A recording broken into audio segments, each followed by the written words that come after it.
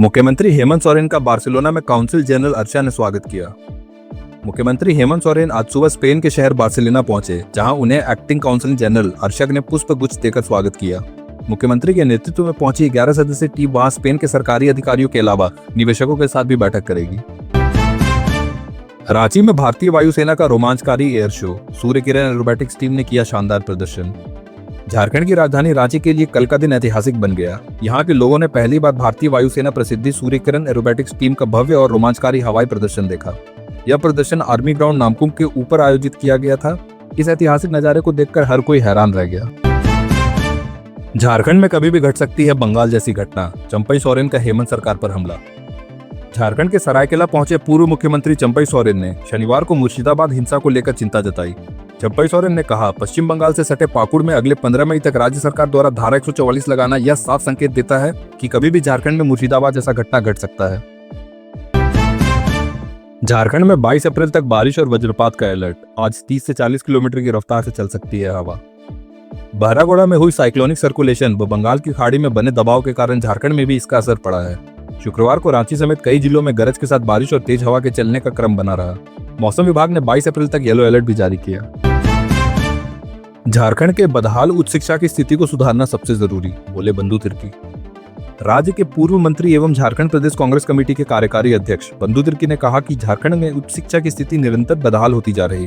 तिर्की ने कहा कि झारखंड में राजधानी रांची से लेकर विविध जिलों और प्रखंड स्तर तक बेहतर उच्च शिक्षा के लिए सभी कॉलेजों में पठन पाठन, शिक्षकों एवं गैर शिक्षकेतर कर्मचारियों के रिक्त पदों को भरना और शैक्षणिक वातावरण को सुधारना सबसे जरूरी। सुप्रीम कोर्ट पर बीजेपी सांसद निशिकांत दुबे का बड़ा बयान। वक्फ कानून के समर्थन और विरोध के बीच उपराष्ट्रपति जगदीप धनखड़ ने न्यायपालिका और विधायिका को लेकर नई बहस छेड़ दी। वहीं अब बीजेपी सांसद निशिकांत दुबे ने शनिवार को सुप्रीम कोर्ट को लेकर बड़ा बयान दे दिया। उन्होंने कहा कि कानून अगर शीर्ष अदालत ही बनाएगी तो संसद भवन को बंद कर देना चाहिए। कोडरमा में नवजात बच्ची का मिला शव, शिशु को प्लास्टिक बैग में डालकर फेंका गया। कोडरमा में एक हैरान करने वाली घटना सामने आई। तिलैया थाना क्षेत्र के महुआ टांड में एक दिन की नवजात बच्ची का शव प्लास्टिक बैग में मिला। बच्ची के शरीर पर चींटियां लगी हुई थी। घटना की जानकारी स्थानीय निवासी पिंटू चौधरी ने दी, जिनके मकान की बाउंड्री वॉल के पास शुक्रवार देर रात उनकी बेटी को कुत्ते के बच्चे जैसे रोने की आवाज सुनाई दी। अगली सुबह करीब 10 बजे जब वे बाउंड्री वॉल की तरफ गए तो एक सफेद प्लास्टिक बैग दिखा। शरीयत पर बयान देने वाले झारखंड के मंत्री पलटे। हफीजुल हसन ने कहा, भारतीय संविधान सर्वोपरि, बाबा साहेब के प्रति श्रद्धा। झारखंड के अल्पसंख्यक कल्याण मंत्री हफीजुल हसन ने अपने विवादित बयान पर सफाई दी है। उन्होंने प्रेस रिलीज कर कहा कि उनके लिए भारतीय संविधान सर्वोपरि है। मंत्री ने कहा कि उनकी भारतीय संविधान में अटूट आस्था है और उन्होंने बाबा साहेब अम्बेडकर के प्रति गहरी श्रद्धा भी है। मंत्री ने बताया कि उन्होंने सार्वजनिक जीवन में समावेशिता और सामाजिक न्याय के लिए काफी काम किया है। चाईबासा में अवैध शराब के खिलाफ कार्रवाई, 181 बोतल बियर जब्त। चाईबासा में उत्पाद विभाग ने अवैध शराब के खिलाफ बड़ी कार्रवाई की। विभाग के अवर निरीक्षक निर्भय कुमार सिन्हा के नेतृत्व में टीम ने खप्परसराय में छापेमारी की। मुफस्सिल थाना क्षेत्र के खप्परसराय में करिया देवगम के घर से 181 बोतल बियर बरामद की गई। यह बियर अवैध रूप से बिक्री के लिए स्टॉक की गई थी और छापेमारी के दौरान मौके पर मौजूद लोग फरार हो गए। बाबूलाल मरांडी ने रिम्स निदेशक हटाए जाने के मामले में सीएम हेमंत सोरेन से सीबीआई जांच की मांग की।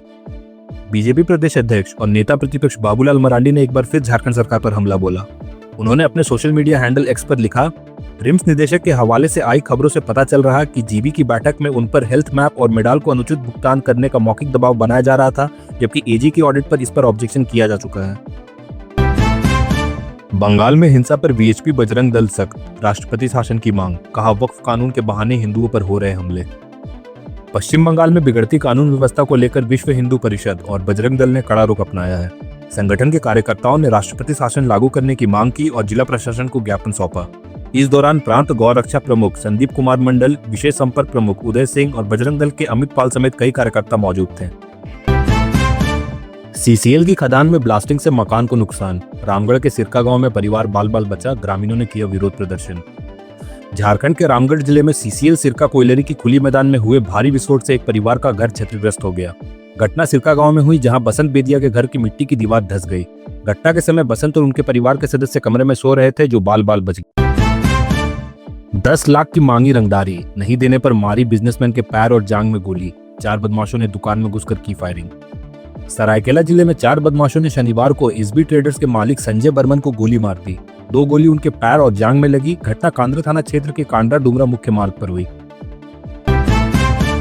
कथारा में छत निर्माण विवाद में हिंसक झड़प, 2 पक्षों में लाठी डंडे से मारपीट, 6 घायल, 4 की हालत गंभीर। बोकारो थर्मल थाना क्षेत्र के कथारा बाजार टांड में छत ढलाई और सीढ़ी निर्माण को लेकर 2 पक्षों में हिंसक झड़प हुई। शुक्रवार की शाम हुई इस घटना में 6 लोग घायल हो गए हैं।